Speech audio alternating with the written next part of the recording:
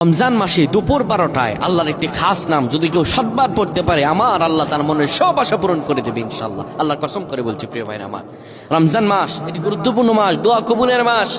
রমজান শাহরুর রমাদান, এই যে রমাদানে আল্লাযী উনজিলা ফিল কোরআন, আমার আল্লাহ কোরআন নাজিল করেছেন। সুবহানাল্লাহ, কোরআন নাজিলের মাস রমজান মাস। কোন ব্যক্তি যদি রমজান মাসে দুপুর 12টা যখন বেড়ে যাবে, দুপুর 12টা বেজে যাওয়ার পরে মানুষগুলো তখন যদি আল্লাহ তাআলার এই খাস নামটি 7 বার পড়তে পারে, আমার আল্লাহ তার সব দোয়া কবুল করে দিবেন। কি অবস্থায় আছেন আপনি?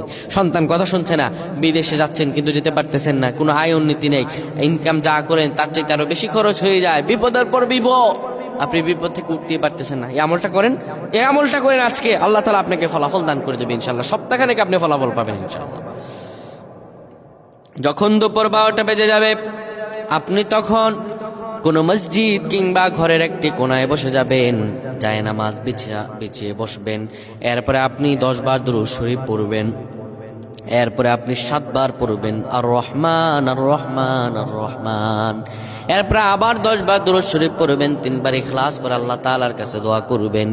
এইভাবে যদি দোয়া করতে পারেন, আমার আল্লাহ তাআলা আপনার সব দোয়াগুলো কবুল আর মঞ্জুর করে নেবেন। সুবহানাল্লাহ পড়েন।